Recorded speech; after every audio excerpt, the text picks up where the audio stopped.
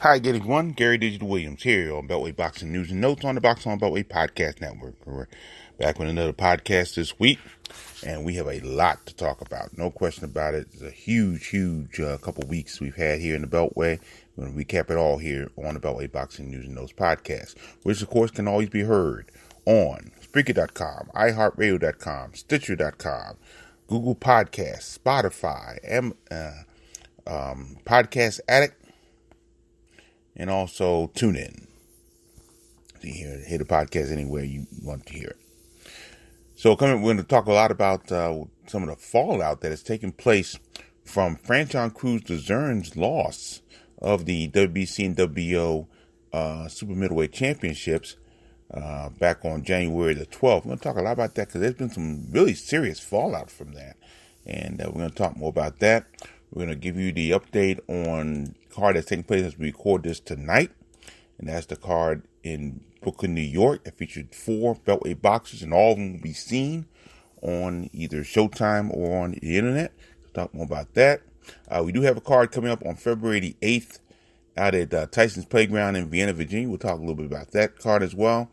And then we will go ahead and give you 2 previews about 2 gentlemen that really affected me, one personally, one through his work, but the other one was personal, someone that affected not only me, but so many other people here in the Beltway area and around the country, but definitely in the Beltway area. So we'll talk more about that. Beltway Boxing News and Notes on the Boxing on Beltway Podcast Network, brought to you as always by Real-Time Pain Relief, from boxers to ballerinas, for shoulder pain and muscle strain, everything in between. Boxing Along the Beltway recommends Real-Time Pain Relief, the natural, plant-based, safe, fast, and effective ointment. You go to freepainoffer.com, buy $10 worth of Real-Time Pain Relief, you get a free $10 tube of Real-Time Pain Relief, the official pain relief of the 2020 Daytona 500. That's coming up soon.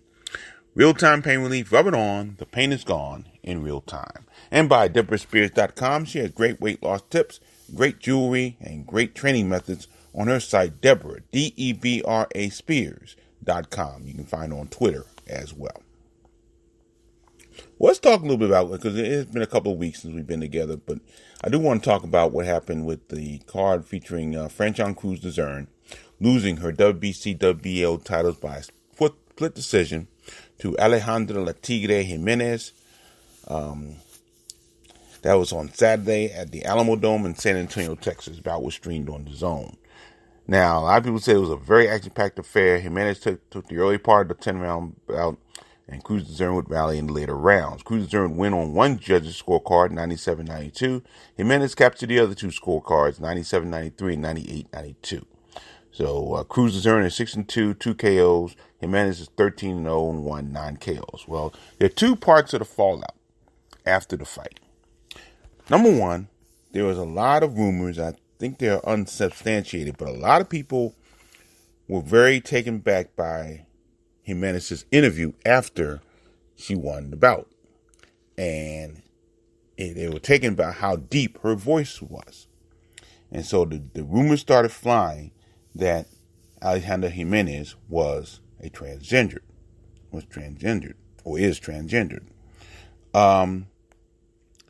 I have been told that is not true.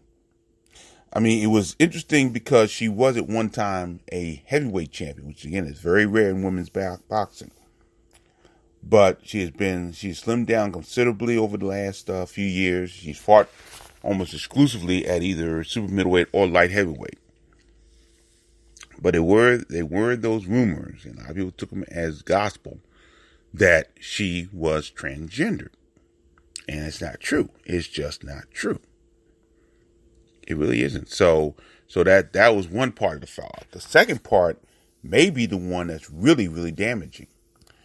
This past week, both the Crews-Dezurn and Jimenez under the Voluntary Anti-Doping Act, and they had to go through post-fight drug tests after the bout. Well, according to FightNights.com, Jimenez failed hers.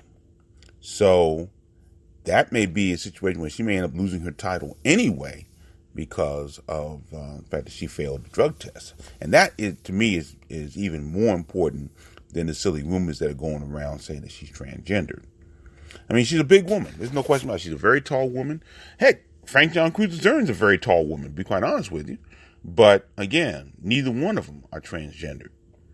I mean, I've known Franchon Crews-Dezurn more than 15 years, and I know she is not a transgender woman, and neither is Jimenez.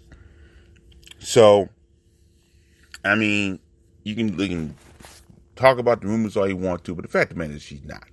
And that's a problem. But I think even worse, though, is that that Jimenez failed her drug test, and that could be really, really bad. So that's some of the fallout from that card way back on January the 12th. And that's going to be really, very interesting going forward. We'll have to follow that as we go along. Now, coming up on tonight, as we record this, Saturday, January 25th, big card in the Barclays Center in Brooklyn, New York. And it features no less than 4 Beltway Boxers, and all 4 of them will be a part of either the telecast itself on Showtime or the Showtime Championship Boxing Countdown card, the internet card that will be shown on both YouTube and Facebook. So here we go. Of course, the co-feature on the telecast will mark the return of former IBF, WBA, IBO Super Welterweight champion Swift Jared Hurd of Waukee, Maryland. He'll take on Francisco Chia Santana of Santa Barbara, California, in a battle scheduled for 10 rounds. This will be the first bout for Hurd, who's 23-1, 16 KOs since he lost those world titles to Julian Williams on May 11th in Fairfax, Virginia. And by the way, Williams did not hold him very long because, of course, he just lost title to Jerson Rivella, I think his name is, Jerson Rosario, in his hometown, Philadelphia, just this past week. So, Hurd is still super welterweight. He weighed in the card, recently came in at, I believe it was, 154.6 pounds. So, he is ready to go. And, Santana came in a little over the weight at 155, but I think it's, plus or minus a pound. Doesn't really matter. It's a 10-round bout. So, Hurd is ready to go. Santana is 25-7-1, 12 KOs. He looks bounced back from a 10-round unanimous decision loss to Abo Ramos. That was on March 9th in Carson, California. Now, the Hurd-Santana bout will be the second bout on the triple header. That'll take place on Showtime tonight. That'll take place at 9 p.m. Eastern Time. Now, prior to the contest, there'll be 3 bouts on the Showtime Championship Boxing Countdown card that'll be on the internet. Both YouTube and Facebook will carry this, and all 3 feature undefeated Beltway Boxers. Hyattsville, Maryland super lightweight Patrick YG Pat Harris will be in an 8-round contest against Clay Third-Degree Burns of Fort Worth, Texas. Harris is 18-0, 9 KOs, came off a nice 6-round TKO win over Joaquin Carnero. That was on November 2nd at the MGM National Harbor Casino in Oxon Hill, Maryland. Burns is 8-6-2, 4 KOs. He had a 3-bout winning streak broken when he lost a 6-round unanimous decision to Francisco Ochoa. That was on September 21st in Bakersfield, California. So Patrick Harris, who's been fighting really well, he had a good night 2019. So we'll see what happens going forward. This height Maryland welterweight, the next big thing, Keyshawn Williams. He'll be in his first scheduled 8-round bout against Gaku Maton Takahashi. He's from Los Angeles, California, by way of Yubari, Hokkaido, Japan. Williams is 6-0-1, 2 KOs. He competes for the second straight time in the Barclays Center. His last outing, he scored a first-round TKO over Mario Alberto Perez Navarro. That was on August 3rd. Takahashi is 16-10-1, 8 KOs. He'll be looking to break a 3-bout losing streak. So, Keyshawn Williams, big step up for him in the sense that he's fighting a veteran, and he's fighting scheduled for 8 rounds for the very first time. So, we'll see what happens there.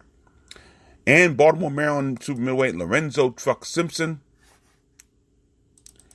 He'll be in a scheduled 6-round encounter against Antonio Luis Hernandez of Kansas City, Kansas. Simpson is 6-0, 4 KOs. He went all 6 rounds, winning a unanimous decision over Del Vecchio Savage. Good bout there in his last bout on November 16th. That was at LaFontaine Blue in Glen Burnie, Maryland. Hernandez is 2-10-1. Battled to a 4-round draw against Salim Kelly back on December 7th in Atlantic City, New Jersey. Now, the Showtime Boxing Countdown show will take place at 7 p.m. Eastern Time on YouTube and on Facebook, so everybody can go see it online. And then Hurd will be a part of the triple header that'll be on Showtime starting at 9 p.m. Eastern Time. So we're scheduled to have one other boxer that was scheduled, had local ties on the bout, but he won't be on the card. His name is Akihiro Nakamura. He is a bantamweight from Rockville, Maryland originally. He lives now in Duluth, Georgia. He was scheduled to be on this card, but apparently he is not on the card.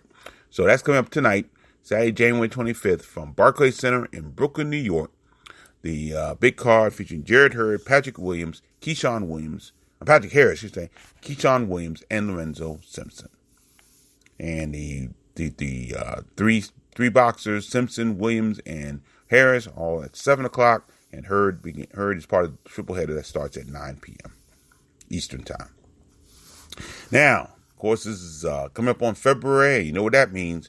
The Golden Gloves is around the corner. The 2020 Golden Gloves Tournament. And registrations for the physicals begin today as we record this in just a few hours, matter of fact, from 9 a.m. to 1 p.m. And once again on Saturday, February 1st from 9 to 1 at the Hillcrest Heights Bingo Hall. That's on 4104 23rd Parkway in Hillcrest Heights, Maryland. So be ready. Be on time for that. 9 a.m. to 1 p.m. Be on time. Be ready for the physicals to take place in the Golden Gloves 2020 at that'll be, of course, at Rosecroft Raceway, and we'll get a starting date for that hopefully in the next couple of weeks. And by the way, I just heard about one person who hurt himself. He won't be able to be in there. He was a key member in the open division. Shaquille Daly is apparently out of the Golden Gloves. He separated his shoulder, so apparently he is out for the Golden Gloves. That's a shame, no question about that. So a big year this year because with the Olympics coming up and a couple of our Beltway boxers involved in the Olympics as well. So we'll give you all the details about that. Now, the first Beltway boxing card coming up in Vienna, Virginia, Tyson's Playground. Old School Boxing Promotions card. That'll be on Saturday, February the 8th. Unfortunately, I have a game that day, so I will not be able to make that card at all. But we'll tell you a little bit about it and follow it best we can. This is an Old School Boxing Promotions card. Dusty Hernandez Harrison, DC Middleweight, undefeated. He'll be in the main event taking on veteran Les Lock and Load Sherrington of Broadbeach, Queensland, Australia. Bout is scheduled for 8 rounds. Harrison is 33-0-1, 19 KOs. Coming off a 7th round TKO over Juan de Angel on July 19th in Oxon Hill, Maryland. That was at MGM National Harbor. Sherrington is 38-14 with 22 KOs. He broke a 4-bout losing streak in his last outing. Stopped Keon Johnson in the 7th round on December 14th in Indianapolis, Indiana. Now, Harrison will be the second local boxer that Sheridan has faced. Sheridan lost by 4th round TKO to Antoine Douglas. That was back in November 5th, 2015 in Las Vegas, Nevada. So that's the main event with Dusty Hernandez Harrison. Up Marlboro, Maryland heavyweight Mike Silverback Balogun will look to remain undefeated. He was to be in an 8-round contest against opponent to be determined. Balogun is 15-0, 11 KOs, scored a first-round knockout in his last bout against Mike Bissett on October 24th. That was on the Alarm.com card at the Capitol Hilton in Washington, D.C. Elkridge, Maryland lightweight, the Red Comet Dante Cox will be in a 6-round contest against Angel Albello of Kissimmee, Florida by way of Puerto Rico. Cox has won 2 state since his loss to Devontae Speed Walls back on March 8th. Cox is 5-1, 3 KOs. In his last outing, Cox won a 4-round unanimous decision over Elliott Brown. That was on December 7th at the Michael & Son Sportsplex in Sterling, Virginia. Albello is 4-11-3, 1 KO. He's not fought since December of 2018 when he lost a 4-round TKO to Juan Eduardo Avila, in Tampa, Florida. Also on the card, an all Fort Washington, Maryland battle. 4-round middleweight contest as Ian Dancer Coakley will take on Platinum Power Leo Alcantara Perez. Coakley won his pro debut in August of 2018, taking an unanimous decision over Carlos Cruz in Sterling, Virginia. Meanwhile, Perez, 3-0, 1 KO, scored his first pro knockout in a 3rd-round stoppage of DeAndre West on June 29th in Laurel, Maryland at the Gardens Ice House. So hopefully we'll have more bouts to talk about on that card. That is Saturday, February the 8th. That'll be at Tyson's Playground in Vienna, Virginia. Now, a couple of tributes to give out this week. We lost 2 very special people. One of them affected me personally because I had a chance to get to know him, and and get to know him. The other one I saw from afar, but he made an impact on me and an impact on the business that he was involved in, not only in the ring, but also out the ring as well. Now, the first person was Rocky Johnson, known as the Soul Man, a great professional wrestler, originally from Nova Scotia, Canada, and he was a big influence, no question about that. Rocky Johnson was an outstanding pro wrestler. He started way back in 1964. He wrestled in a lot of the territory. Of course, he wrestled in Canada, where he's from. But he also wrestled in a number of territories around the wrestling scene. Wrestled a lot in Memphis. He wrestled in Florida. He wrestled a number of times in the National Wrestling Alliance. And then in 1982, he came to the Worldwide Wrestling Federation. Back in the day. No, I'll take it back. No, it was Worldwide Wrestling Federation back at that time. Yeah. And he partnered with Tony Atlas. Together. They were known as the Soul Patrol. Rocky was known as the Soul Man. Of course, Tony Atlas was African American. And in 1983, they beat the Samoans, which was kind of interesting. I'll tell you why in a moment. To become the first black champions in World Wrestling Federation history. It was the World Wrestling Federation, WWF, back in the day. And it was interesting for two reasons. Number one, apparently Rocky Johnson and Tony Atlas could not stand each other. And they they didn't wrestle a whole lot together. And they lost the title very quickly to Adrian Adonis and Dick Murdoch. So they didn't wrestle long at all together as tag team partners. Then the other interesting part is who Rocky Johnson married at that time. He married a lady by the name of Ata Maivia, who was the daughter of the person who basically started the Samoan dynasty in wrestling. His name was High Chief Peter Maivia. And the Samoans were the first real descendants of that dynasty. Afanasika, the Wild Samoans, were the first descendants of that dynasty. That, of course, has gone on even to this day. They're still members of the Samoan dynasty in wrestling. Of course, Roman Reigns, the Usos are all family. They're all cousins. Who else? Late Umaga, the late Yokozuna, Mr. Fuji's part of that dynasty. Late Mr. Fuji's part of that dynasty. There's so many. I mean, it's hard to even name them at the moment, but there's so many that are part of that. So he was, Rocky Johnson was a part of that by marriage to Ata Maivia. But of course, Rocky Johnson would be best known for being the father of Dwayne "The Rock" Johnson. And recently, The Rock had some outstanding words to talk about his father. Of course, when Rocky Johnson, Dwayne "The Rock" Johnson first started as a wrestler, he took the name of not only his father, he took the first name of his father and his last name of his grandfather, the High Chief Peter Maivia, and he called himself Rocky Maivia. And it was interesting. It was kind of interesting how it worked because Rocky Maivia first was really liked, and then he was really, really hated, and WWE just went with that. And he came out, and a lot of wrestlers say that being a good wrestler is being yourself with the volume plus way up, and so that's how he became The Rock. And rest is history, no question about that. Now, back in 2008, Dwayne "The Rock" Johnson inducted his father and his grandfather into the WWE Hall of Fame. Just amazing person.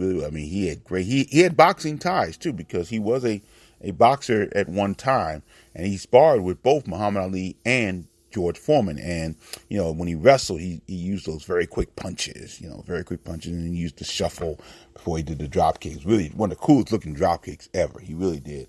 So It was great. It was kind of a quick death. No one knows how it happened. And again, he was a wonderful, wonderful, wonderful wrestler, I should say.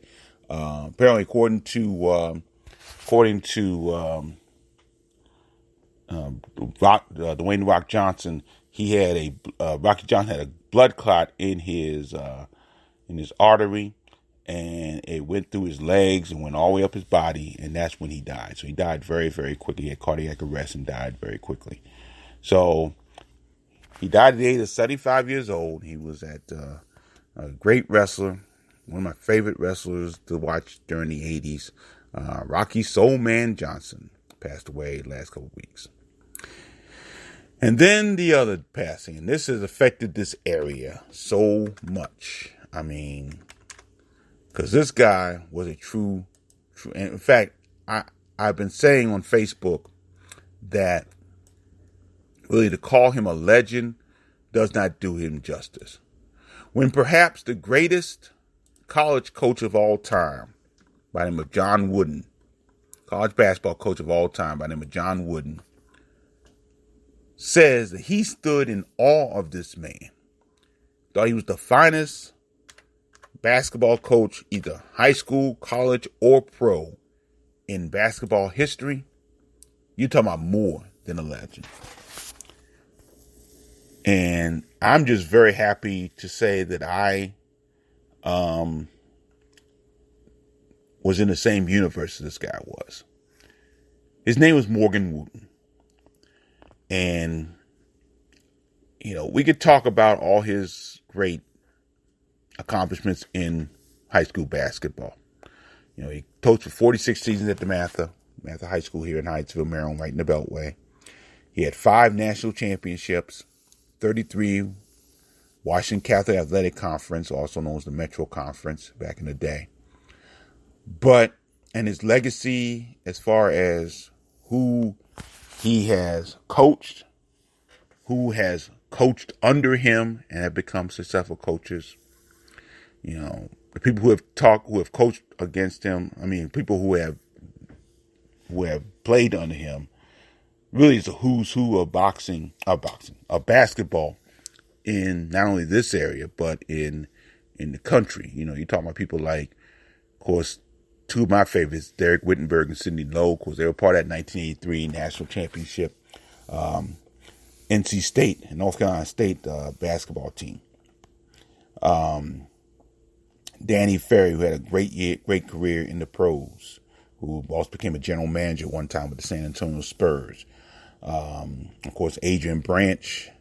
Of course, Adrian Dantley, who's a Hall of Famer.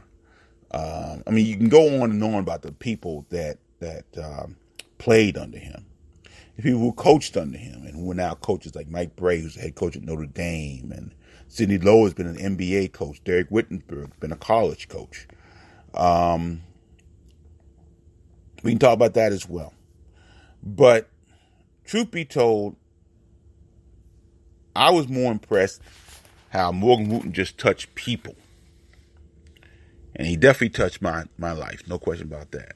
I told this story on Facebook. I'm going to tell it to you here on the podcast. Just for my junior year, I attended a school, Georgetown Day School in Washington, D.C. And just for our junior year, members of our basketball team, we traveled to a camp that Coach Wooten had with another great coach here in the area by the name of Joe Gallagher. And they were great friends. Of course, they were rivals because Morgan Wooten, friendly rivals, really, because Morgan was at the Mather and Joe Gallagher coached for many years at St. John's. And St. John's in the same conference out of Washington, D.C., in the same conference as the Mather. And matter of fact, Morgan Wooten spent some time under Gallagher at St. John's before he moved over to the Mather.